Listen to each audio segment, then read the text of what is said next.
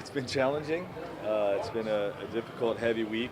The game last night was a difficult, heavy game, but it's one where we've drawn strength and tried to pull together as a team, as a family, and try to push forward.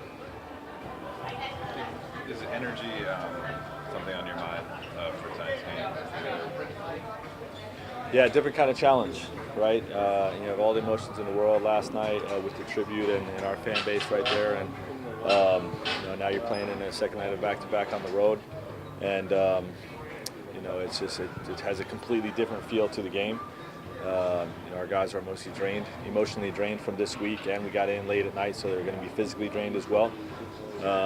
But we've been pretty resilient in back-to-backs this year, and we'll draw on those experiences so far this year.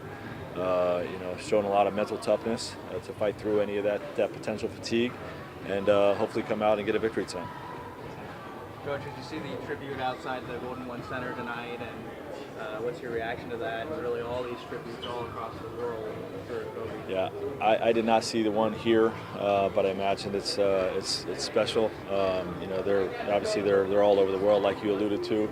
It's deserved. It's just a devastating time for the basketball world, and it's great that they did that here in the visiting arena. Did you guys get together during the day, or did everyone kind of? We did. We had our normal morning meeting, and did our wrap up from last night, and just the film session and prep for today. Is this just sort of an ideal situation after last night? Just jump right back into it. Probably. We're all a little bit tired, so it would have been nice to to be able to just kind of recover from a difficult night last night. But there's obviously benefits to getting right back out there, playing again, and hopefully our guys will respond to that. Is everyone available? Alex is going to be a game time decision, but is expected to play, and everyone else expected to play as well. Is there any thought, Frank, of anybody not playing just because it's such a quick turnaround, it's such an emotional day? Not really. We give we always keep an eye on our vets, and they sort of have an understanding that if there's a potential back-to-back where they need to sit out, they can come to us and we can communicate that. But I think in this situation, everybody's expecting to play.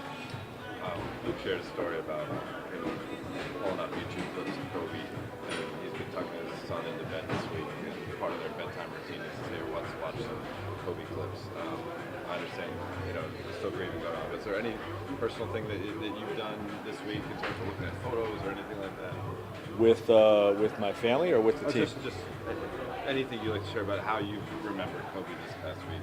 Yeah, I've told my daughters stories, and they know who he is and what he was all about. You know what I mean? They're old enough to have seen the tail end of his career, and every time we played the Lakers, it was just a huge, big deal, regardless of the stakes of that particular game.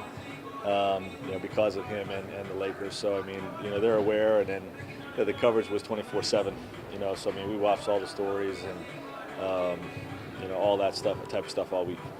Coach Vogel, what was it like coaching against Kobe, even though those days when he was in Indianapolis? What was those times like? Yeah, he was he was the most feared man in the league, and most respected.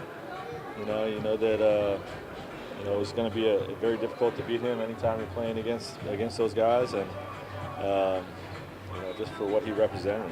He's going to dominate the game on both ends of the floor.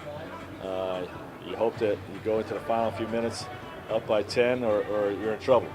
You know what I mean? Because if he had the ball, late with a chance to win it, you knew he was going to win it.